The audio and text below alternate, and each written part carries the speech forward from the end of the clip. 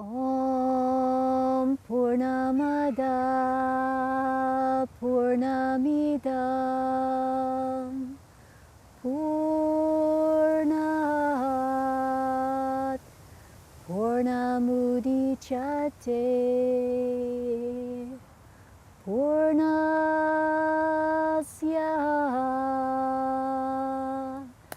Purnamadaya Purnameva Vasisyate. Om Shanti Shanti Shanti. Kia ora, and welcome to this session on understanding the head and heart. My name is Cameron Tukapua, and I'm a Chinese medicine practitioner. I've been practicing, studying, teaching Chinese medicine for 30 years. And across the years I've come to understand that a lot of people are confused about what's head and what's heart. So the purpose of this session is to introduce you to those ideas and to give you some clarity in your understanding around this. So right now I'd like you to check yourself in and just take some time to get comfortable, perhaps turn your cell phone off, take your watch off if you need to, just relax and give yourself permission to be fully present for this time. And I want to introduce you to these ideas of life as energy, which is the core idea of Chinese medicine, that the nature that surrounds us and the human nature are intimately connected. So we're going to talk a little bit about that and look at the idea that everybody is original medicine. So this is an idea that's really core to Indigenous people's teachings, that every one of us is original, and when we bring our gifts forward into life, then we are doing that because we're coming from the heart. So this session is about learning to tune into your heart and get the head to serve the heart. So to help illustrate this idea of original nature, we're going to be using some shots of these gorgeous trees in this beautiful park. And I want you to recognize this idea that trees, like the heart, are a bridge between the world. So the heart of our being is, it's connected to the world of spirit and this expansive world of the heavens that we can't see, we can't touch, but we know that this world above us, and that includes our thoughts, ideas, our ancestors and the spirits that we can't see, that's absolutely influencing how we think about life, and our aspirations. They're all fueled by this invisible energy. And how we ground that into the world of practical reality is really dependent on the head. So the head brings this great expanse of consciousness into line and enables us to sort of ground this unseen reality into practical plans, steps and actions. So very similarly, the tree, which is like this upright thing that's standing between the worlds, so it's rooted down, it's deep into the earth, and its trunk is rising up and it reaches up to the heaven. So the heart is the bridge between the worlds, just as the tree is the bridge between the worlds.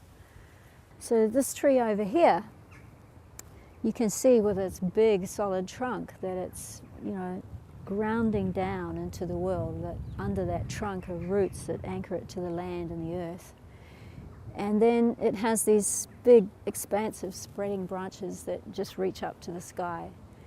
And they're in touch with the heavens. So similarly, in our nature, we have a part of us that's in touch with the overarching awareness of life itself.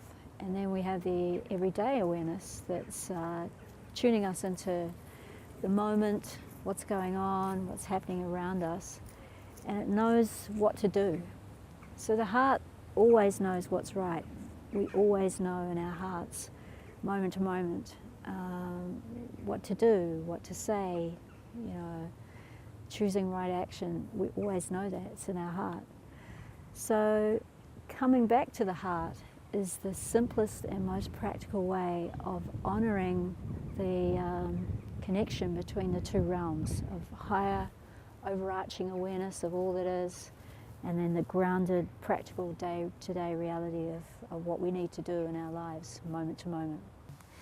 One of the beautiful ways to think about the heart is that she's like the queen of our being. So she's the sovereign ruler of our lives, and she's connected to the sun and the fire element, which is, as I mentioned, is like the light of our awareness. So when we're in touch with this divine aspect of ourselves, then we're in touch with our highest qualities, and we're really drawing on a sense of self that's much larger than our everyday awareness. So the queen of our being she's nurtured by spiritual practices, so things like meditation, prayer, service to others, like conveying our love, the way that we offer our love to others and, you know, share our love. All of that enlivens this sense of higher awareness. And so when the light of our higher awareness is awake, then we really get this very clear seeing of what to do with our everyday awareness. So these two aspects are quite key to our understanding of heart. So there's this higher awareness and the everyday awareness. And when the light of the higher awareness is on, then we know moment to moment, you know, what to do, which step to take, what choice to make. And we're serving this knowing place, knowing the heart. So that's why it's so important. And the head is the conscious thinking mind. So if the queen, the overarching intelligence, is controlling the conscious thinking mind or guiding the conscious thinking mind, then we are aligning ourselves with our true path in life, because we're honouring our true nature. A lot of the people I work with are quite broken, a little bit like this tree. So in these cases, you know, they've lost connection. So they've lost connection to their trunk, or their sense of centre and self, deep self in the middle. And when that happens, people can, you know, literally fall down like this tree. And they look really lifeless, fractured, broken.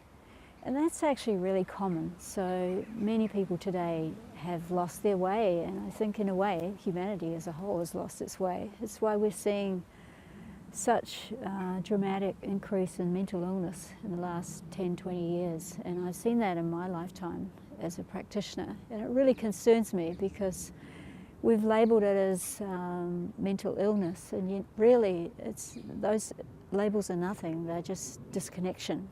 So people have disconnected from their deep knowing self, they no longer have access to their hearts.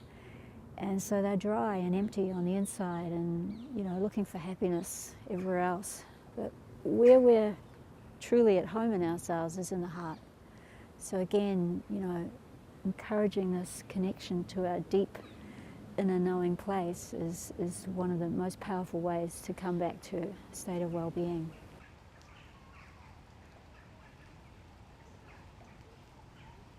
So sickness is a little bit like this frayed feather. And it's like we just get frayed around the edges sometimes, and when there's a lot of pressure on, sometimes we can totally freak out and, you know, have moments where we're just not handling life. That's pretty normal, and most people do that for a time. Some people do it for a long time, and they get stuck in this very frayed, you know, emotional state, and then we name that as a disease, and we treat that.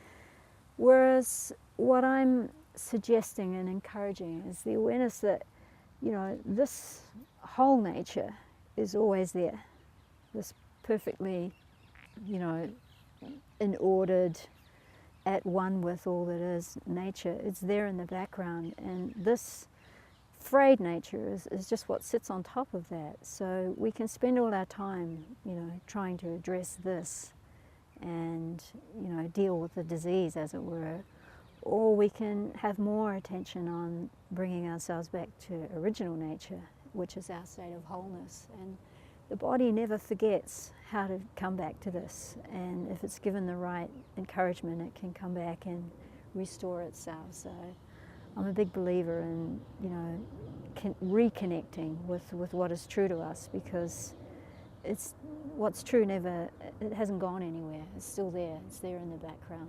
So aligning head and heart is about linking back up to what we know we need for ourselves, and ensuring that the choices we make align with that knowing.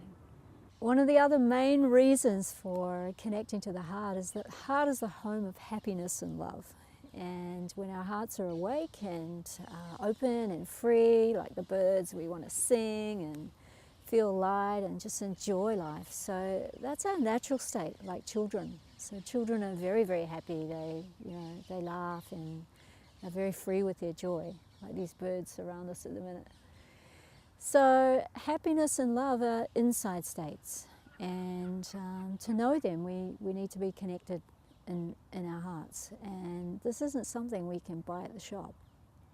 We've got to be there to experience happiness. We've got to be in ourselves to feel love.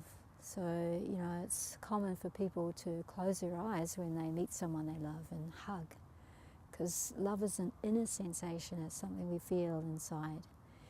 And when the heart is awake, our natural way of being in love and feeling love and being able to convey love comes to life.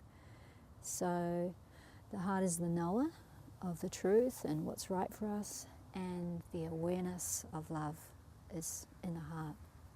And everybody is looking for love. We all respond to love. Everybody wants to be seen, to be heard, to be accepted and valued for who they are as a unique individual.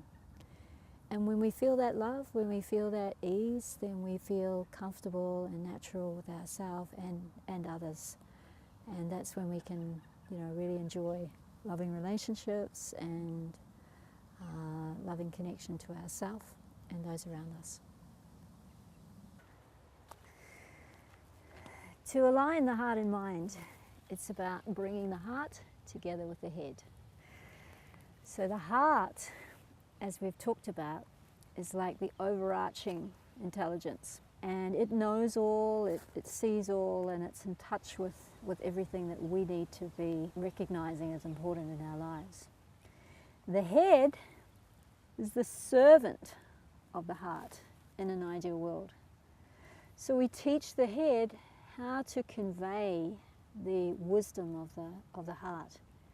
And the way that we can do that is by setting intention. So the head is the thinking, rational, conscious mind. The heart, by comparison, is the awareness, the divine awareness of everything that is. And it's in touch with the biggest expression of life itself, and it knows what we need to do to fulfill that life expression. And its servant in an ideal world is the head. So to teach the head to serve the heart is the aim of aligning head and heart. The head is the conscious, rational, thinking, everyday mind, and it's the thing that makes plans, it makes decisions, it makes choices, and it orders our everyday actions. So to do that, we use intention. There are two ways that I like to think about intention. And one is that intention is like the captain of the ship. So the captain of the ship is telling everybody where to go, and that's the captain's main job. So she says, we're going to go to the Bahamas, and informs everybody on the ship. So the crew know that they're going to the Bahamas. They are responsible for looking at what the weather's doing. They are responsible for looking at how the ship's readiness, if the ship is prepared to leave the port. They're responsible for making sure there's enough food for the journey, and they attend to those things. The captain's job is just to set the course and go that way. So I really like this analogy because it helps us see that intention is the part of the conscious mind. It's the part that we know about, that we can see and we can connect with. Whereas the unconscious mind, or the ocean of consciousness that we also call the awareness of divine, that's unlimited, and we can't see all those aspects. So we can never know when we go on a journey what the weather's going to do. In fact, you know, the weather's highly variable. It's changing all the time, and we don't want to plan our actions and directions around factors that are unknowable. So we do want to plan around what we do know about. So that's where the role of intention comes into play. So the captain decides, we're going to the Bahamas. That's that. And that focus on that direction is what enables the ship to just keep going through the waves, through the weather, past the sharks, past any other boats on the sea. Like, that direction and maintaining that direction ensures that we get there. Another way I like to think about it is like an arrow. So intention is like an arrow that cuts through the ocean of possibilities. So in any day, at any moment, we could do anything with our time. We could do anything with our life. We could do anything with our energy. And to help us direct our energy and direct our life and direct our sea of possibilities, we use intention. So the arrow is another great way of thinking about how to direct that. And here is an image of the arrow. Ding! So, you know, like, the arrow is a very pointed expression of where we're going. And when we have a very clear, you know, direction on where we're going, then all the other energy can get in behind that and line up behind the arrow. And that is intention. It's very, very powerful, and we can use it to guide our actions in the day. So we can have an intention for our day. We can have an intention for an experience, like a class. And we can have an intention for our life. So intention is a very, very powerful way of consolidating and directing energy, and it's something that we can all use to get clearer about how we act. To review the main points of this first session, I like to remind you that the heart is the ruler of our awareness, and she is like the queen of our being. She's connected to divine awareness, the oneness consciousness. The head is like our everyday awareness. It's our ability to act and focus the mind and think about what's happening right in front of us.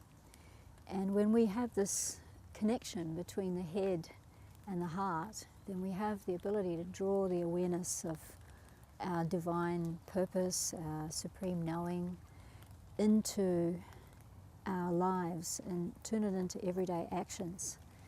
And the leader of our actions is our intention. So learning to use intention as a way of anchoring the conscious mind and directing our thoughts and approach to life is a very powerful way of aligning the head and heart.